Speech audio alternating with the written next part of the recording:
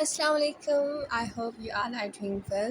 آج اتنے مہینوں بعد میں ماسیریت کے ایپیسوڈ لے کے آئی ہوں. دراصل میں نے اپنی بک کسی کو دی ہوئی تھی اور ابھی تک وہ واپس ہی نہیں آئی جب سے میں نے دی ہوئی ہے. حالانکہ میں انہیں اتنی بار میسیج کر چکی ہوں کہ میری بک مجھے واپس دے دیں، میری بک مجھے واپس دے دیں، لیکن وہ دے ہی نہیں رہے. اب مجھے مجبوراً لیپ ٹاپ سے وائس اوور کرنا پڑ رہا ہے، تو پھر اس کی ایپیسوڈ اسٹارٹ کرتے ہیں. آئی گیس اس کی ایپیسوڈ 11 ہے، تو چلیے جلدی سے شروع کرتے ہیں. اگر کبھی تم مجھے کوئی تحفہ دینا چاہو تو زیادہ مت سوچنا، قیمتی اور مہنگی چیزوں کو مت تلاش کرنا، بس ایک شفاف سی شال خریدنا اور میرے کندھوں پر ڈال کر بولنا تم ماڈرن نہیں باوقار اچھی لگتی ہو. اگر کبھی میں اپنی منزل بھول جاؤں، تاریکیوں میں کھو جاؤں اور تمہیں مجھ پر احسان کرنے کا موقع ملے تو ہچکچانا مت، میرے راستے میں کھڑے ہو کر پورے یقین سے کہنا کہ واپس چلو.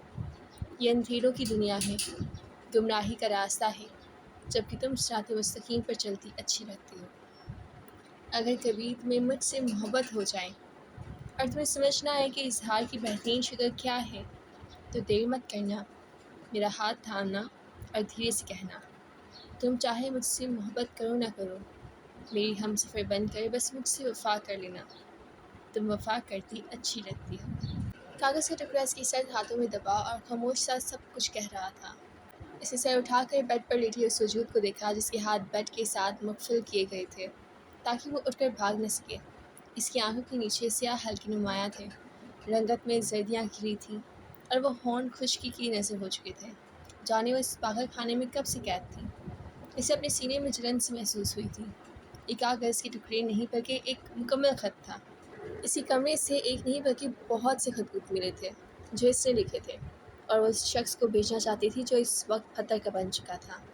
آج اس سوشل میڈیا کے دور میں بھی اس لڑکی نے بہت سے خط لکھے تھے. اس کا نام پتہ سب لکھا تھا، بس اس کو پوسٹ نہیں کیے تھے. جانے وہ کب سے لکھ رہی تھی، جانے وہ کیا کچھ کہنا چاہتی تھی، لیکن اس میں ایک خط پڑھنے کے بعد مزید لفافے کھولنے کی ہمت نہیں تھی. اس نے جو کیا تھا اس کی یہی سزا کافی تھی کہ اس لڑکی کی کھلی آنکھوں میں اب اس کے لیے شناسائی کے رنگ نہیں ابھرتے تھے. وہ اپنی خواہشوں کو اپنے ساتھ لیے کہیں اندھیروں میں کھو گئی تھی. وہ خود کو بھول کر اسے رہائی پا گئی تھی. وہ شاید ختم ہو گئی تھی. تم نے اچھا نہیں کیا. اپنی جبوں کو بھینچے دبے لہجے میں چلایا تھا. اس نے کسی کا نام نہیں لیا تھا. وہ ایسا شخص تھا جو اس کا اپنا تھا، لیکن اس کا نام سنتے ہی اس کے سینے میں جلن سی ہوتی تھی. اور تم نے کیا کیا؟ تم نے اس لڑکی کے ساتھ معصیت سے بھی زیادہ برا کیا مسٹر جبیر. بائیں جانب سے بھرنے والی آواز پر وہ چونکا تھا اور اپنے سامنے کھڑی ہستی کو دیکھ کر اسے اپنی روح فنا ہوتی ہوئی محسوس ہوئی. وہ دلہن کے لباس میں سجی سنوری پہاڑی کی چوٹی پر کھڑی تھی. نیچے ٹھاٹھی مارتا سمندر دور دور تک نظر آ رہا تھا. وہ دور تک پھیلے سمندر کو نم آنکھوں سے دیکھ رہی تھی. کتنی گہرائی تھی نا اس سمندر میں. اگر وہ یہاں سے چھلانگ لگاتی تو دوبارہ کبھی ابھر نہ پاتی، لیکن وہ چاہ کر بھی ایسا نہیں کر سکتی تھی. آنسو اس کی آنکھوں سے بے اختیار بہہ رہے تھے. اس کا نازک وجود سرخ لہجے میں ہولے ہولے کانپ رہا تھا. اور تبھی اس کے عقب سے آواز اٹھی، خودکشی کرنے آئی ہو یہاں؟ لیکن میں جانتا ہوں تم کرو گی نہیں، وہ کاٹدار لہجے میں کہہ رہا تھا. دلہن بنی لڑکی نے آنکھیں میچ کر اس اذیت کو اپنے اندر انڈیلا تھا جو یہ آواز سن کر اس کے وجود سے ابھر کر اس کی آنکھوں سے بہنے لگتی تھی. وہ کچھ نہ بولی. اس رات کے اس پہر تمہیں یہاں نہیں ہونا چاہیے. تمہاری شادی ہو چکی ہے، شوہر انتظار کر رہا ہوگا، جاؤ اسے خوش کرو. یہ الفاظ نہیں بلکہ وہ کیل تھے جو اس کے نازک وجود میں ٹھونکے جا رہے تھے. تم مشرقی لوگوں کی روایت یہی ہے نا، کسی انجان مرد سے شادی کرنا اور پھر اسے خوش کرنے میں لگ جانا. کتنا زہر بھرا تھا نا اس کے اندر. ویسے مجھے افسوس ہو رہا ہے اس شخص پر جس نے تمہیں اپنا لیا. وہ خود اس وقت اتنا چل رہا تھا کہ اس کی یہ جلن نفسوں کی صورت باہر نکل رہی تھی. اس کی آنکھیں شعلے ابھر رہی تھیں. سنو، اس کے ساتھ بے وفائی مت کرنا جیسے میرے ساتھ کی ہے. آخر وہ تمہارا شوہر ہے. غصہ اور غم دونوں ہی تھے اس کے جملے میں. لڑکی کے وجود میں جنبش ہوئی اور رات کی خاموشی میں چوڑیوں کی آواز گونج کر رہ گئی. وہ دھیرے سے پلٹی اور اس شخص کو لگا تھا کہ وہ پتھر ہو جائے گا اگر اس نے اس لڑکی کو اس روپ میں دیکھ لیا، اور پھر وہ پتھر بھری بھری ریت کی طرح ڈھہ جائے گا. اس نے ایک پل کو چاہا تھا وہ کبھی نہ پلٹے، وہ اسے کبھی نہ دیکھے، حالانکہ وہ اسے دیکھنے کی خواہش لیے یہاں آیا تھا. لیکن وہ پلٹ گئی اور پھر وہ سچ میں پتھر ہو گیا. کتنے ہی پل گزر گئے اور وہ کچھ کہہ رہی تھی لیکن وہ سن کب رہا تھا. اور پھر ایک جملہ ایسا تھا جو اسے یاد رہ گیا، میں کبھی تمہیں کسی پاگل خانے میں قید نظر آئی نا تو جان لینا اس کی وجہ تم ہو گے. اذیت اور بے بسی، اس کے علاوہ کچھ بھی نہیں تھا ان لفظوں میں، اور پھر وہ چلی گئی۔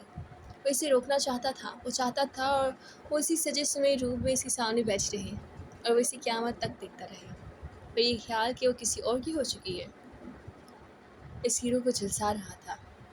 اسی نظروں نے اس کے وجود کا پیچھا تب تک کیا تھا جب تک وہ نصرت سے الجھن نہ ہو گئی ہو۔ اس کی آنکھیں جل اٹھی تھیں، نہ ماں کے لیے اکیلا کھڑا رہ گیا تھا۔ اسے نہ جیت سکے گا غم زمانہ اب، جو کائنات تیرے در پر ہار دی ہم نے۔ عبدل، وہ دو بھائی تھے۔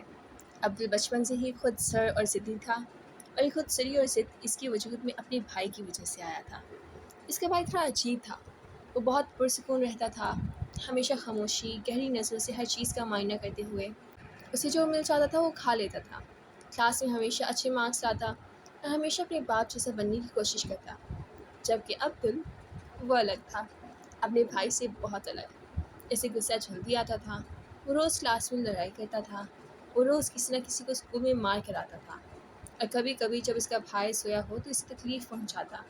اسے بہت غصہ آتا تھا جب اس کا بھائی چوٹ لگنے پر بھی نہیں روتا تھا، وہ خاموشی سے سب سہ جاتا تھا، وہ ہمیشہ مسکراتا نظر آتا تھا، وہ کتابیں پڑھتا تھا۔ بچپن سے اس کے پاس کتابوں کا ایک ڈھیر تھا، جبکہ عبدل کو ہاکی اور فٹ بال کھیلنا پسند تھا۔